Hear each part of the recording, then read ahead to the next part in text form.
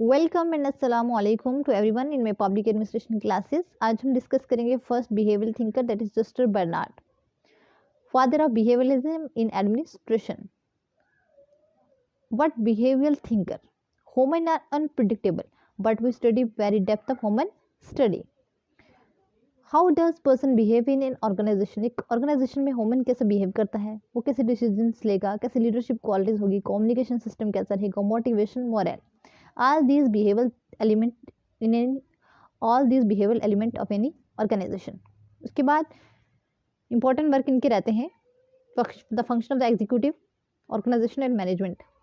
one of the pioneers of behavioral movement in public administration, spiritual father of social system school का भी इन्हीं को माना जाता है। emphasized on social psychological aspect of the administration के ऊपर बात करते हैं। उसके बाद Chester Barnard explored his ideas and aspects in the following areas। किस किस एरिया पे वो बात करते हैं? फॉर्मल ऑर्गेनाइजेशन पे, इनफॉर्मल ऑर्गेनाइजेशन पे, कंट्रीब्यूशन, सेटिस्फेक्शन, इक्विलिब्रियम के बारे में बात करते हैं, कंसेप्ट ऑफ अथॉरिटी की बात करते हैं, प्रिंसिपल्स ऑफ कम्युनिकेशन की बात करते हैं, डिसीजन मेकिंग की बात करते हैं, जोन्स ऑफ इंडिफरेंस की बात करते हैं, फंक्शंस ऑफ एग्जीक्यूटिव की बात करते हैं। ऑर्गेनाइजेशन का कंसेप्ट पढ़ते हैं। ऑर्गेनाइजेशन क्या है? Cooperative system in which people cooperate with each other to complete an activity.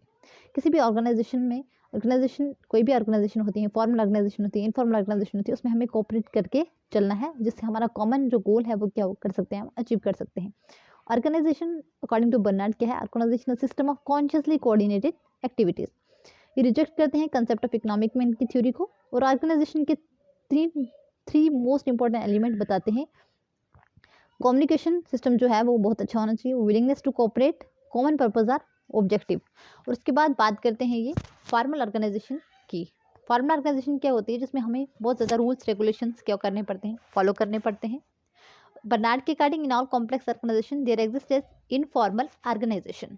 उसके बाद इनफॉर्मल ऑर्गेनाइजेशन कौन सी होती है? जिसमें हमें रूल्स रेगुलेशंस फॉलो नहीं करने पड़ते। हमारी जो फ्रेंड्स के ग्रुप हो जाते हैं, फैमिली ग्रुप्स बन जाते हैं, तो ये हमारी क्या होती है, इससे हमारी पर्सनल इंटरेक्शन जो होती है वो भी क्या हो जाती है, इंक्रीज हो जाती है। इससे हम अपने आइडियाज़ को एक्सचेंज कर सकते हैं बहुत ईजिली विदाउट एनी फिर किसी का डर नहीं होता है। पर्सनल जो हमारी कॉन्टैक्ट्स होते हैं वो इसमें ज़्यादा क्या होते हैं, डेवलप हो जाते हैं। उसके बाद theory of contribution, satisfaction, equilibrium की बात करते हैं। इक्विलिब्रियम का मीन क्या होता है? बैलेंस करके रखना। किसी भी ऑर्गेनाइजेशन में हमने क्या करना है? इक्विलिब्रियम मीन्स क्या होता है? Balance. Equilibrium contribution, three important aspect of theory of equilibrium. Three important aspects of theory of equilibrium satisfaction. First contribution, satisfaction and equilibrium. Contribution में क्या आ जाएगा? Efforts and activities. सेटिस्फेक्शन में इंसेंटिव्स और benefits. Equilibrium means balance. Equilibrium in the organisation is only possible, कैसे एक balance कैसे organisation में पॉसिबल होगा? When an employee functions proper, जब इसमें एम्प्लॉय क्या करेंगे? फंक्शंस प्रॉपरली करेंगे। Who can only functions if they are satisfied and motivated. वो कब होंगे? जब वो सेटिस्फाइड होंगे, वो जब मोटिवेटेड होंगे, वही तब क्या करेंगे? अच्छे से काम करेंगे। If satisfaction is less, automatically contribution will be less. It is increase through the inducement process. अगर हमें बैलेंस को मेंटेन करके रखना है तो उसे हमें इंक्रीज क्या करना चाहिए? हमें क्या इंक्रीज करना पड़ेगा? हमें उसके लिए इंड्यूसमेंट प्रोसेस में उन्हें इंसेंटिव देने पड़ेंगे।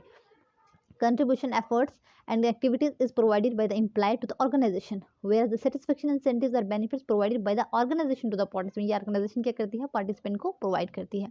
According to Bernard, individual motivation is only possible when the satisfaction is more than contribution। और satisfaction depend किसके ऊपर करती है? 8 factors के ऊपर, जिसे हम बोलते हैं known as inducements, that is incentives। इसमें वे बताते हैं 4 specific inducements और 4 general inducements बताते हैं। जो 4 कौन से हैं? पहला आता है स्पेसिफिक में मटेरियल इंड्यूसमेंट, जिसमें हमें पैसे वगैरह दिए देते हैं। और नॉन मॉनेटरी कौन से? जिसमें हमें रिस्पेक्ट वगैरह दी जाए, रिकॉग्निशन। डिजायरेबल फिजिकल कंडीशंस, जैसे हमें जो फिजिकल कंडीशन जो हमें जैसे फिजिकल कंडीशन कैसे प्रोवाइड की जा रही है, वहाँ पे clean, neat and clean area है या नहीं है। और उसके बाद आइडियल बेनिफिक्शंस में job that satisfies individuals values, ideal or ideologies, इसको बोलते हैं हम जॉब आइडियल बेनिफिक्शन। उसके बाद आती है हमारी जनरल इंड्यूसमेंट्स। जनरल इंड्यूसमेंट्स में हमारी क्या आती है? Associated attractiveness means social conditions should be desirable in the workplace and individual to individual relationship। और second are the adopting working conditions, means Bernard talk about matching of the individual habits, attitudes to the job requirement or job conditions। Opportunity for in-large participant means opportunity to participate in the decision making। उसके बाद desirable communication means free communication होनी चाहिए with colleagues and supervisors के बीच में। उसके बाद Bernard बात करते हैं एक्सेप्टेंस थ्योरी ऑफ अथॉरिटी के। बर्नार्ड किसे रिजेक्ट करते हैं? रिजेक्टेड द ट्रेडिशनल और classical theory of authority given में, जो किसने दी थी? वेबर और फेयोल ने दी थी। एक्सेप्टेंस थ्योरी क्या होती है? The basis of legitimacy is acceptance bye subordinates. So subordinate accepts authority only because they find it acceptable. Means कि अथॉरिटी को एक्सेप्ट इसलिए किया जाता है कि अथॉरिटी के सबऑर्डिनेट्स अथॉरिटी को क्या करें? एक्सेप्ट करें। अथॉरिटी का बेस ये होता है कि सबऑर्डिनेट्स क्या करें? एक्सेप्ट करें। जो सुपीरियर की तरफ से जो भी मतलब आती है अथॉरिटी, उस चीज़ को जब एक्सेप्ट करें तो वही होती है acceptance theory of authority. According to Barnard, subordinate accept authority किस कंडीशन पे करेगा? इन 4 कंडीशंस पे वो क्या करेगा? अथॉरिटी को एक्सेप्ट करेगा। When they understand the communication, जब वो अंडरस्टैंड करेगा कम्युनिकेशन को। When communication is consistent with organisation purpose होगा, अगर उस कम्युनिकेशन का ऑर्गेनाइजेशन पर्पस होगा तो उसे वो अंडरस्टैंड करेगा। It should be capable with the individuals personal goals and personal goals, अगर वो उसके पर्सनल गोल्स के रिगार्डिंग होगा तो उसे भी वो क्या करेगा? एक्सेप्ट करेगा। फिजिबिलिटी होगा, means the individuals should be physically and mentally able to capable with command, मतलब वो फिजिकली एंड मेंटली कैपेबल होगा, जो ऑर्गेनाइजेशन की तरफ से कमांड आई है उसे एक्सेप्ट करने में। उसके बाद जोन ऑफ इंडिफरेंस की बात करते हैं। जोन मीन्स होता है स्फीयर और एरिया। इसमें जो एक होती है हर्बर्ट साइमन की आएगी, ये है जोन ऑफ इंडिफरेंस, तो वो और होगी। ठीक है, जोन जब जहाँ पे जोन ऑफ इंडिफरेंस आ जाता है ना, तो आप ये सोचो कि जो बर्नार्ड था ना, वो क्या करता था? डिफरेंस रखता था। बर्नार्ड डिफरेंस रखता था। एक्सेप्ट जो जोन ऑफ एक्सेप्टेंस था वो किसका था? साइमन का। साइमन से याद रखिए, इसके साइमन जो है वो हर चीज़ को एक्सेप्ट करती है। ये दोनों जो कंसेप्ट है ये क्या करते हैं? मिक्स हो जाते हैं, और कभी कभी तो भूल जाता है कि ये किसका कंसेप्ट है, वो किसका है। जोन ऑफ इंडिफरेंस जो है वो बर्नार्ड का है, और जोन ऑफ एक्सेप्टेंस किसका है? साइमन का। जोन ऑफ इंडिफरेंस क्या होता है? एक्टिविटीज और ऑर्डर दैट अ पर्सन और subordinates will accept without any problems, it falls within their zone. मतलब ऐसी कोई भी ऑर्डर जो दीजिए सबऑर्डिनेट्स को और वो विदाउट एनी क्वेश्चन उसे क्या कर लें? एक्सेप्ट कर लें, उसे हम बोलते हैं जोन ऑफ इंडिफरेंस। और उसी के साथ एक होता है zone of denial. A person और subordinate will not accept the order और authority if does not fall within their zone, मतलब कि उसके एरिया में नहीं आएगी या ये वो एक्सेप्ट नहीं करेगा, उस चीज़ को बोलेंगे जोन ऑफ डिनाइल। ठीक है, मीन्स अगर आपको बोला जाए 10 to 4 PM तक आपको क्या करना है? काम करना है, तो आप क्या करोगे? ठीक है, जोन ऑफ इंडिफरेंस आपने उसको एक्सेप्ट कर लिया।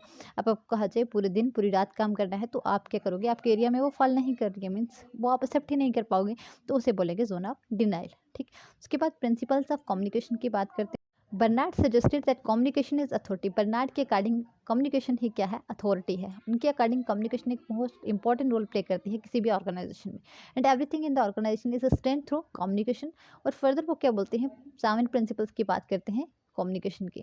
Channels of communication should be define and known to everyone, कि आपने ऐसा चैनल यूज़ करना है कम्युनिकेशन का जो सबके लिए क्या हो, जिससे सब क्या कर सकें? अंडरस्टैंड कर सकें। डेफिनेट एंड नोन मीन्स कि अगर आपने ईमेल के थ्रू काम करना है, सभी एम्प्लॉयज़ को अगर आपने ईमेल करनी है, तो आपको ये मतलब अंडरस्टैंड करना चाहिए कि उनके पास नेटवर्क जो है वो सबके पास है या नहीं है। ऐसा चैनल ऑफ कम्युनिकेशन आपको यूज़ करना है। Everyone must have access to the formal channel of communication, वही बात होगी। Communication should be as direct and short. People serving at communication centre should be advocate. Complete formal line होनी चाहिए। Line of communication must not be interrupted while the organisation is functioning. Every communication must be authenticated and lines with the authority. उसके बाद Juster Bernard बात करते हैं decision making की। इनके according Bernard किस consider to be a pioneer in decision making. Decision क्या है? एक in act of choice reach through deliberation. किससे आता है? डेलिब्रेशन, कैलकुलेशन एंड थॉट से हम जो चीज़ करेंगे वो हमारी क्या होती है? Decision. Decisions became available only when there are more than one alternative. Decision हमारे पास कब अवेलेबल होते हैं? जब हमारे पास एक से ज़्यादा अल्टरनेटिव अवेलेबल हों। डिसीजंस 2 टाइप्स के बताए, ऑर्गेनाइजेशनल डिसीजंस होते हैं और पर्सनल डिसीजंस होते हैं। ऑर्गेनाइजेशनल डिसीजन कौन से होते हैं? जो हम ऑर्गेनाइजेशन के लिए कोई डिसीजन लेंगे वो हमारे क्या कहलाएंगे? Organisational decision. और जो हमारे पर्सनल, जो आउटसाइड द ऑर्गेनाइजेशन हम डिसीजन लेते हैं अपनी पर्सनल लाइफ में, हम उन्हें बोलेंगे पर्सनल डिसीजंस। और every decision contains 2 components. First is goal component और second one is means component.